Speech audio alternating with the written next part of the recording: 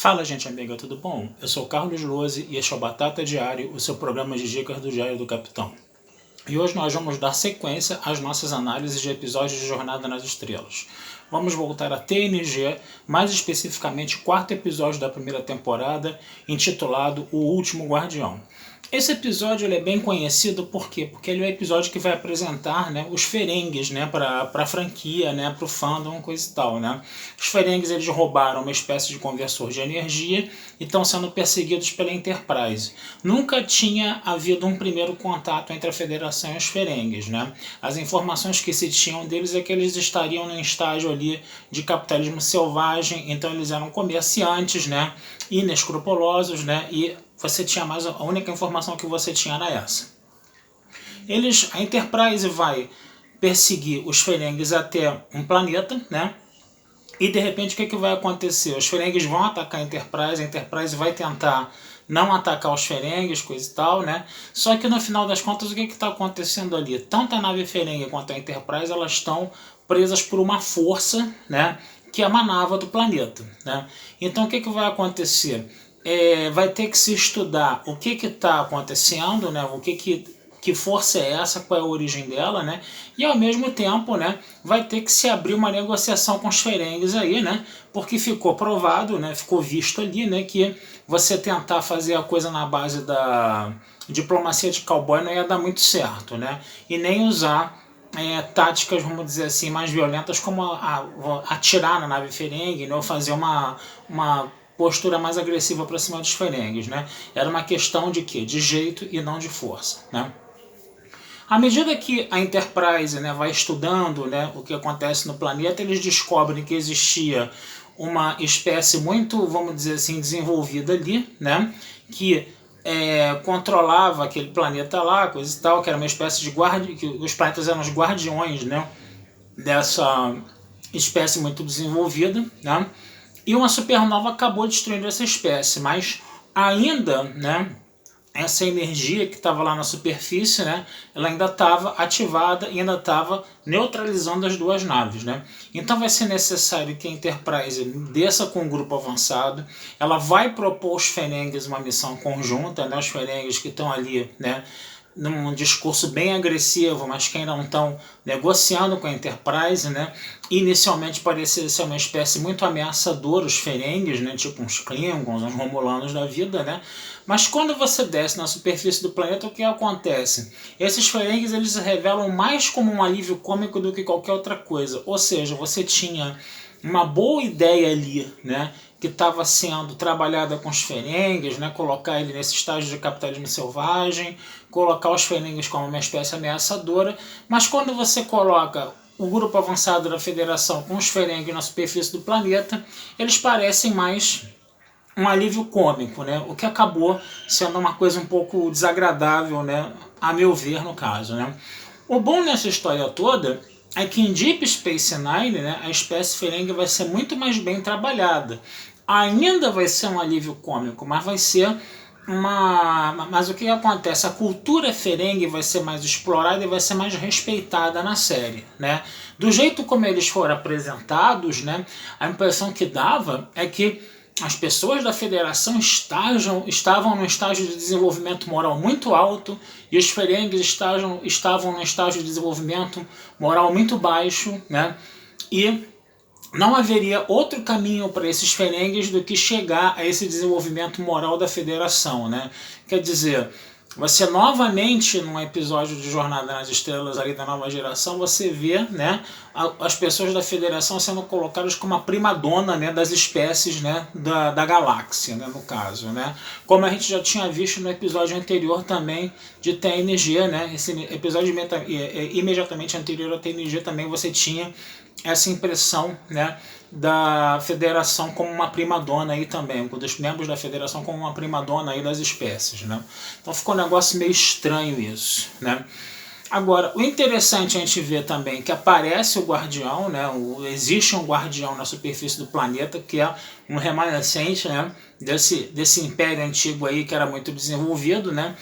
E aí o que vai acontecer? Vai haver, né, um diálogo ali, vai haver uma espécie de desafio entre os membros da federação, os Ferengues e esse guardião. Esse guardião tinha poder para destruir essas duas espécies, né? Mas o que acontece? Ele, quando viu, né, que os Ferengues primeiro estavam no estado de beligerância com a Federação e depois a Federação e os Ferengues se uniram para explorar a superfície do planeta, né? Ele ficou meio confuso. Ele disse que espécies beligerantes assim ele destruía num piscar de olhos, né?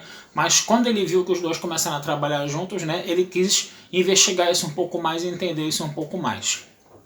Pois bem, qual foi a tática dos Ferengues? A tática dos Ferengues foi acusar a Federação o tempo todo, falar mal da Federação, falar que o pessoal da Enterprise era sórdido, que não sei o que, coisa e tal, bababá, que a espécie deles era isso, aquilo outro. Muitas vezes lançando mão de mentiras, mas também falando essas mentiras com certo fundo de verdade. E qual foi a opção do Riker aí que estava no grupo avançado? Foi aceitar, né, que eles já tinham, né, os membros da federação já tinham cometido erros no passado, mas que estavam, né, tentando melhorar e se aprimorar enquanto espécie, né? Ou seja, fez um jogo aberto. Enquanto que os Ferengues estavam mentindo ali, né? E estavam colocando um monte de intrigas, o que o Riker fez? O Riker falou, né, de uma forma bem aberta, né, a gente falhou no passado, mas a gente tenta melhorar. Ou seja, o Riker estava tentando conquistar a confiança do Guardião através de uma sinceridade. Enquanto que os Ferengues, dentro daquela mentalidade mais capitalista selvagem, eles estavam, vamos dizer assim, mais fechados, né, pela desconfiança, né, mais fechados, a mente deles era mais fechada, e aí o que acontecia?